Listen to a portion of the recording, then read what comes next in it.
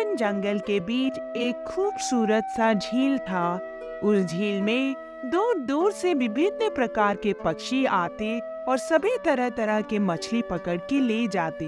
सारे पक्षी खुशी से उस जंगल के झील में से मछली पकड़कर अपना अपना गुजारा कर रहे थे। बहुत पुरानी बात है, इस जंगल के झील में हमेशा से एक जलपरी रहती है जो हर दिन इस झील के पानी को मीठा और स्वादिष्ट बनाती है। इसीलिए यहाँ की मछली स्वादिष्ट और ताजा होती है। तो आपने कभी जलपरी को देखा है? नहीं मोइना, मैंने बस सुना है। आज तक शायद इस जंगल में किसी ने भी जलपरी को नहीं देखा। उस वक्त मोइना और भाई लोग बात कर ही रहे होते हैं, तभी चारों तरफ सारी चिड़िया उड़ने लग जाती हैं और डर के मारे अपने अपने घोंसलों में छुप जाती हैं। मुझसे भाग के कहाँ जाओगे? मैं एक एक कर सारी पक्षियों का शिकार कर लूंगा और इस जंगल की झील की सबसे स्वादिष्ट मछली खाकर आप लोगों का मांस बहुत स्वादिष्ट हो रखा है। मेरे बच्चे अभी कितने छोटे हैं, मैं इनको लेकर कहीं जा भी तो नहीं सकती। पर ये किंग कोबरा कभी न कभी मेरे बच्चों को चुराने आ सकता है। उसी रात नीलम चिड़िया अपने घोंसले को और मजबूत बनाने के लिए सोचती है, ताकि अगर किंग कोबरा चोरी करने आए तो वो आसानी से पक्के घर से बच्चे चुरा के नहीं ले सकेगा। भाईलू और मोइना नीलम के पड़ोसी थे। नीलम ने अपने बच्चों को भाईलू और मोइना को सौंपकर जंगल की तरफ लकड़ी लाने चली गई। नीलम चिड़िया जब जंगल की तरफ जा रही थी, रास्ते में उसको झील का पानी और मछली खाने का मन हुआ। अरे वाह, कितनी ताजा मछली है ये, बहुत ही स्वादिष्ट। बच्चों के लिए भी लेके जाऊंगी। बच्चों के लिए तू तब लेकर जाएगी ना जब तू जिंदा बचेगी। फिर क्या था, किंग कोबरा नीलम पक्षी को निगल जाता है। किंग कोबरा अपनी पत्नी नागिनी के साथ झील के किनारे रहता था। किंग कोबरा बहुत ही दुष्ट और लंपट नाग था।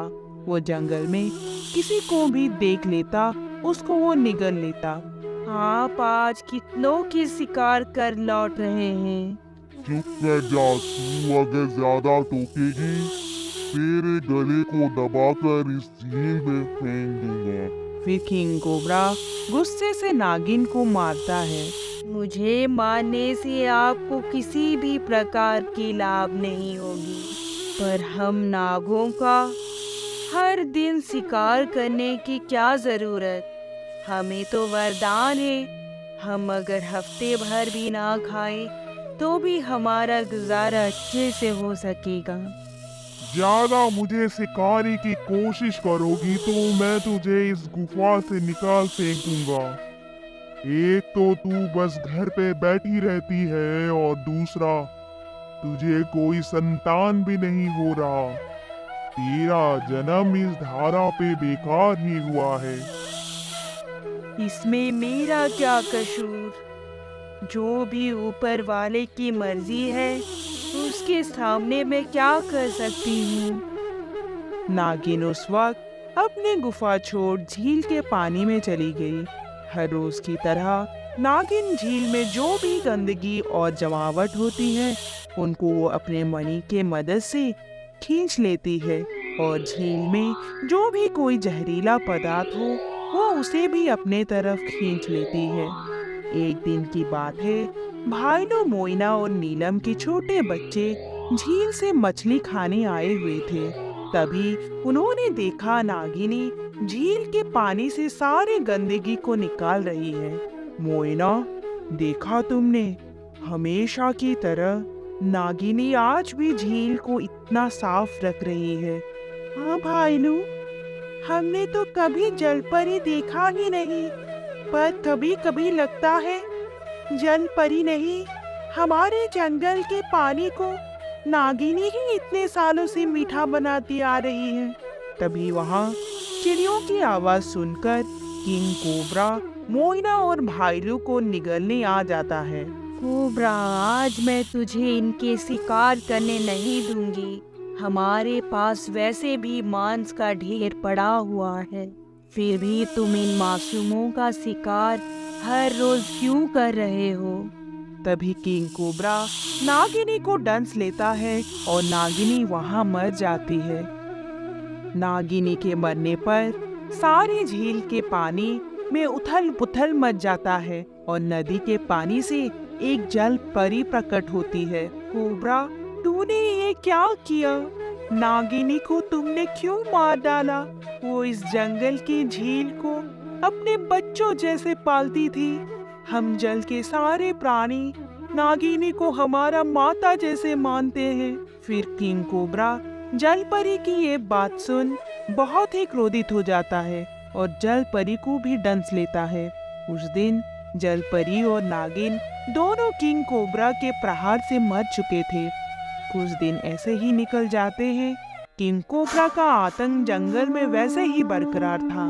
एक शाम जब किंग कोबरा अपनी गुफा में विश्राम कर रहा था, कोबरा को एक आवाज सुनाई पड़ती है। कौन है वहाँ? कौन है? अगर तुम्हारा हिम्मत है तो मेरे सामने आओ। गुफा में अचानक से एक तेज आग लग जाती है। जलपरी की आत्मा कोबरा को दिखाई पड़ने लगता है। दुष्ट नाग, आज तेरे कर्मों का आखिरी दिन है। तुझे मैं आज जिंदा नहीं छोड़ूंगी। तूने मेरे माता को मार डाला। जब तक मैं तुझे मार नहीं डालूं, मेरे आत्मा को शांति नहीं पहुंचेगी। फिर क्या था? उस दिन जलपरी का आत्मा किंग कोबरा को झील में ले जाती है और उसको पानी में डुबो के मार डालती है। जलपरी भी उसको मार के संतुष्ट हो जाती है और आसमान की तरफ चली जाती है। उस दिन के बाद से भी झील का पानी पता नहीं कैसे साफ रहने लगता था।